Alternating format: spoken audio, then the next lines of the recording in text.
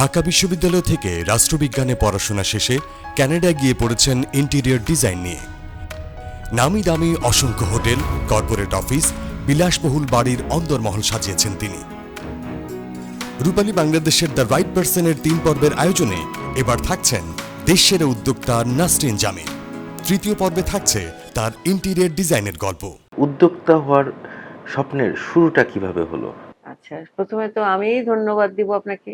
আপনারা এসছেন আমার সম্বন্ধে জানতে, আমার নতুন জার্নি সম্বন্ধে জানতে, আমার ইন্টেরিয়র ডিজাইন, লুক্সেমবার্গ আর জোনাকি। ধন্যবাদ, থ্যাংক ইউ। আমি উদ্যোক্তা হয়েছি বলবো যখন সোনারগাঁ হোটেল করি, যখন হোটেলের কাজ করি, তখনই কিন্তু এন্টারপ্রেনার। কারণ হোটেলের কাজ করি, বড় বড় কাজে আপনার ইম্পোর্ট করতে হয়, লোকজনকে আনতে হয়, তখন কিন্তু একটা প্রফেশনালিজম থাকতে হয়, তাই না? সো উদ্যোক্তাটা তখনই আস্তে আস্তে হয়েছে, মানে তখন এন্টারপ্রেনারশিপটা শুরু হয়েছে তখনই, হ্যাঁ, ইন আ ডিফারেন্ট ওয়ে।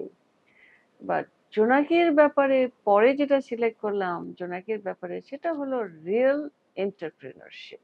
কেন রিয়েল এন্টারপ্রেনারশিপে অনেক সাহস লাগে, অনেক শক্তি লাগে, অনেক নলেজ লাগে, এন্ড নেভার গিভ আপ, ওরকম একটা চিন্তাধারা লাগে।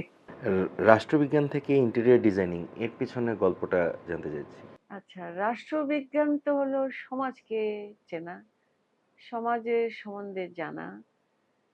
আর ইন্টেরিয়র ডিজাইন তো বলবো আমার ডিএনএ তেই আছে, ছোটবেলা থেকে ডিজাইনের প্রতি আমার একটা অনেক ভালোবাসা। আর আমি সব সময় আর্ট বলেন, আমার একটা খুব ছিল, উইকনেস আর্ট। ভালোও ছিলাম, আমি ক্লাসও যখন করেছি as interior designer, I excelled in graphic art, excelled in my subject of interior design. কিন্তু ওটাকে কাজে লাগাতে ইট ইজ অ্যানাদার থিং। লেখাপড়া করা একটা জিনিস, কাজে লাগানো আরেকটা জিনিস। তখন এন্টারপ্রেনারশিপের প্রয়োজন হয়। এন্টারপ্রেনারশিপ যখন কাজে লাগাই আর ডিজাইনের নলেজ থাকে, তখন জিনিসটা অনেক সাকসেসফুল হয়। আপনি দেশের বাইরে থেকে ইন্টেরিয়র ডিজাইনের উপর পড়াশোনা করেছেন, দেশে এসে সেই শিক্ষা কাজে লাগিয়েছেন। আপনার উল্লেখযোগ্য কাজগুলো সম্পর্কে জানতে চাইছি। আচ্ছা, আমি বলবো আমার সবচেয়ে বড় কাজ, যখন আমার ব্যাংকে ছিল শুধু 1 লাখ টাকা, কিন্তু কমও ছিল আমার মনে হয়, সোনারগাঁ প্যান প্যাসিফিক হোটেল, 350টা রুম পাওয়া টেন্ডারে একটা মহিলার পক্ষে, with no partner, just a small team of worker, carpenters, office team, টেন্ডারে পাওয়া, এটা বড় জিনিস। তো বড় কাজ ছিল Sonargaon hotel, Pan Pacific Sonargaon. তারপর করলাম আমরা শেরাটন, যেটা এখন ইন্টারকন্টিনেন্টাল ঢাকা। তারপর করলাম র্যাডিসন, সেটা করেছি। আর বড় বড় মাল্টিন্যাশনাল কাজের মধ্যে বলবো নোকিয়া, সিমেন্স, গ্রামীণ ফোন, আরো অনেকগুলি বড়, এগুলি হলো বড় বড় কাজগুলি আমার। মানে দে ওয়ার ওয়ান্ডারফুল জবস। আর যাদের সাথে কাজ করেছি আমিও শিখেছি, ইটস জাস্ট নট আমি অনেক ভালো কাজ করেছি, তারাও আমাকে শিখিয়েছে। I enjoyed that very much. যখন কানাডায় আপনি পড়াশোনা করেছেন ইন্টেরিয়র ডিজাইনের উপর, এখানে এসে দেখলেন যে এখানকার বিষয়গুলো একটু ডিফারেন্ট, সেটাকে একটু যদি একটু ডিফাইন করেন যে ওইখানকার পড়াশোনা আর এখানকার কাজের জায়গা, একটা থিওরি আর একটা হচ্ছে প্র্যাকটিক্যাল, এখানকার এক্সপিরিয়েন্স, এটা যদি একটু ডিফাইন করতেন। হ্যাঁ, যে কোনো লেখাপড়ায়, যেমন ইন্টেরিয়র ডিজাইনে যখন পড়াশোনা করি, তখন ওরা কাঠামোটা শেখায়, থিওরি শেখায়, ডিজাইন কিরকম, তারা শেখায় গ্রাফিক ডিজাইন, ক্রিয়েটিভ থিঙ্কিং, অনেক কিছু শেখায়। আর যখন অ্যাকচুয়ালি ফিল্ডে নামেন, তখন কিন্তু সিনটা অন্যরকম। বড় কাজ পেতে গেলে টেন্ডার করতে হয়, অঙ্কতে ভালো হইতে হবে, সোজা কথা, যদি অঙ্কতে ভালো না হয় তাহলে ইউর আ ফেলিয়ার। অঙ্ক ভালো হতে হবে। তখন এখানে জিনিসটা হলো, আমি নলেজের পক্ষপাতী, শিখতে রাজি, কারণ আমার তো সব গুণ নাই।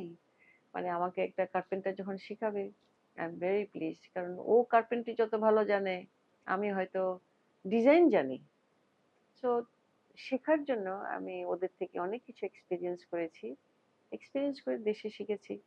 আর ফ্লেক্সিবল হতে হয়, you have to learn knowledge from that kind of people. ইন্টেরিয়রের ক্ষেত্রে কোন কোন চ্যালেঞ্জের মুখোমুখি হয়েছেন বা এর থেকে উত্তরণ করেছেন কিভাবে? এটা বলবো চ্যালেঞ্জ তো সবকিছুতেই থাকে। কিন্তু আমরা যখন ইন্টেরিয়র ডিজাইনে বড় প্রজেক্ট পেয়েছি, ধরেন আমি সোনারগাঁ হোটেলের কথাই বলি। আমাদের সবচেয়ে লোয়েস্ট বিডার হতে হয়েছে। বিডার মানে সবচেয়ে কম দাম, যে যার সবচেয়ে কম দাম। যখন কম দাম করতে হয় তখন কিন্তু কোয়ালিটি কম্প্রোমাইজ করতে হয়। আমার চিন্তা করতে হয়। I have to be very innovative. Actually আসলে কি জানেন? যখন কিছু পাওয়া যায় না তখনই ক্রিয়েটিভিটিটা আসে। যখন সব পাওয়া যায় ক্রিয়েটিভিটি আসে না। আমার ফিলসফি এটাই। তো আমি তো কোয়ালিটি কম্প্রোমাইজ করব না। আর তাতে কিন্তু আমাদের প্রফিট অনেক কমে যায়। হুম?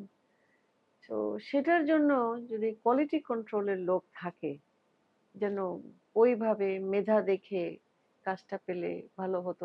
খালি প্রাইসটা কম হলে যে কাজ পাবো, আমার যদি কোনো গুণ নাই থাকে, আমি যদি কম দামি জিনিস দিই, তাহলে তো আমাদের ক্লায়েন্টেরই ক্ষতি। এটা একটা বড় চ্যালেঞ্জ ছিল। হ্যাঁ? আর আরেকটা হলো এখানে সকলেই কিন্তু গ্রুপিং থাকে। তাই না? একটা কোম্পানি ২-৩ টা কোম্পানি মিলে একটা প্রজেক্ট করে, টেন্ডার করে। আমার পক্ষে সবসময় আমি একাই ছিলাম। একা কোম্পানিতে, তাহলে একা কোম্পানিতে সুবিধা আছে, অসুবিধাও আছে। সুবিধা হলো ফ্রিডম, অনেক ফ্রিডম। আমি বলতে পারি যে না, আমার এই কম্প্রোমাইজ করব না কোয়ালিটিতে। আমার যদি পার্টনার থাকে সে বলতে পারে না আমি প্রফিট বাড়াবো, কম্প্রোমাইজ করো।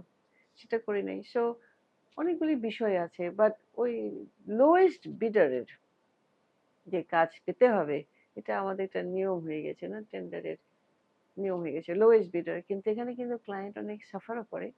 তাদের কম দামে জিনিস দিতে হয়। মানে একটা মানুষের তো প্রফিট করতে হবে। তো ওইভাবে একটা চ্যালেঞ্জ ছিল। ওইভাবে চ্যালেঞ্জ। আমরা ওটা কিভাবে করেছি? I change my business. I no longer, আমি ওই টেন্ডারে আর যেতেই চাই নাই। রেডিসনের পরে আমি টেন্ডারে কয়েকটা কাজ হয়তো টেন্ডারে আর যাই নাই। আমার লাগেও নাই টেন্ডারে। এই যে বড় বড় কাজ করেছি, নোকিয়া বলেন, সিমেন্স বলেন, সব যে একদম লোয়েস্ট বিডার তা না। ওরা কিন্তু ইভ্যালুয়েট করে একটা কোম্পানিকে, ওই কোম্পানিটা কেপেবল কিনা। আমার ওটাই মানে উই ওয়ার ভেরি সাকসেসফুল। তারপর তো আমি অনেক ডাইভার্সিফাই করেছি। ওরকম লোয়েস্ট বিডার হতে চাই নাই আর। আচ্ছা, ইন্টেরিয়র ডিজাইনে এদেশে নারীদের অবস্থান কি? নারীরা এই পেশায় আসতে চাইলে আপনার তাদের জন্য টিপস কি থাকে? আমি বলবো মেয়েরা কিন্তু ভালোই করছে বাংলাদেশে। মানে মেয়েরা কিন্তু প্রত্যেকটা জায়গায় ভালো চেষ্টা করছে, অনেক অনেক চেষ্টা করছে। কিন্তু যেহেতু অনেক লিমিটেশন আছে মেয়েদের কাজে, আমি বলবো ওদের পড়াশোনা করতে হবে, অনেক সাহসী হতে হয়। কারণ বেসিক্যালি যে যত কিছুই বলুক, it is a man's world. মেয়েরা চেষ্টা করছে। আর আমাদের দেশে আমি বলবো, যেমন আমাদের প্রধানমন্ত্রী মহিলা, উনি কিন্তু অনেক সাহস দেন মেয়েদের। প্রধানমন্ত্রী কিন্তু মেয়েদের সাহস দেয়, সুযোগ দেয়। মেয়েদের পড়াশোনা করতে হবে, they should not give up, they should not. আর মেয়েদের চ্যালেঞ্জ নিতে হবে, একসেপ্ট করতে হবে চ্যালেঞ্জ। কারণ কাজটা খুব সহজ না, কাজটা কঠিন, যথেষ্ট কঠিন। ইন্টেরিয়র ডিজাইনে আপনি কাকে আপনার আইডল মনে করেন? আমি তো অনেক লেখাপড়া করি, অনেক লোকের জীবনী, এক্সপিরিয়েন্স, তাদের ডিজাইনের কাজ লেখাপড়া করি, পড়াশোনা করি, জানতে চাই। আমি খুব curious as a person, very curious. মানে কি কি করলো, কিরকম ডিজাইন করলো, কিভাবে সাকসেসফুল হলো, দেশের জন্য কি করলো, কন্ট্রিবিউশন কি। অনেকগুলি আছে বিভিন্ন জায়গায়, কিন্তু আমি বলবো একজন ইন্টেরিয়র ডিজাইনার আছে, is architect interior designer, but ও Dutch, Marcel wonders.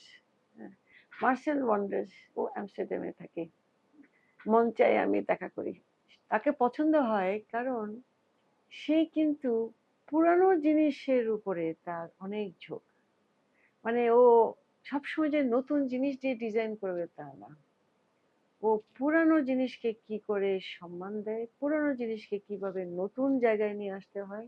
Respect, respect for tradition, respect for culture, respect for innovativeness. আর ও গ্রেট স্টোরি টেলার। তাই ওকে, আর ওর ফিলসফি অফ লাইফ আমার খুব পছন্দ। রেসপেক্ট ফর ট্রেডিশন, আমি খুব রেসপেক্ট ফর ট্রেডিশন। একদম যে নতুন জিনিস নিয়ে পাগল হয়ে যাব না। আমি রেসপেক্ট করতে চাই। যেটা আমাদের আগে ছিল তাকে রেসপেক্ট করে সামনে নিয়ে আসতে চাই। আর যেটা সামনে আছে তাকে রেসপেক্ট করে সামনের দিকে নিয়ে আসতে চাই। This is my belief. Interior designer Nasrin জামিলের ইউনিকনেস বা টা কি? মানে ইন্টেরিয়র ডিজাইনের ক্ষেত্রে কি আপনার ইউনিকনেস? মানে আমার ইউনিকনেস বলবো প্রথমত আমি কিন্তু টাকার জন্য আমার কোয়ালিটি কোনো দিন কম্প্রোমাইজ করব না। সবসময় নতুন জিনিস ডিজাইন করি। সবসময় শিখি, বিশেষ করে বাংলাদেশে কোন জিনিসটা, যেমন আমি যে বাংলাদেশে আমরা যখন হ্যান্ড কার্ভিং করি, সবসময় আমি আমাদের ট্রেডিশনাল কি মোটিভ আছে সেটাকে কি করে টেক্সটাইলে নিয়ে আসা যায়, ফার্নিচারে নিয়ে আসা যায়, গল্পে আনা যায়। I like to tie up a story with things of Bangladesh. I like to, যার জন্য জোনাকি করলাম। জোনাকি শুধু পারফিউম না, it has a story. Jonaki chair করেছি, জোনাকি লাইট করেছি, কানেক্ট কানেক্ট করে সব জায়গায়। আমাদের ইউনিকনেসটা হলো we are innovative thinker and we respect.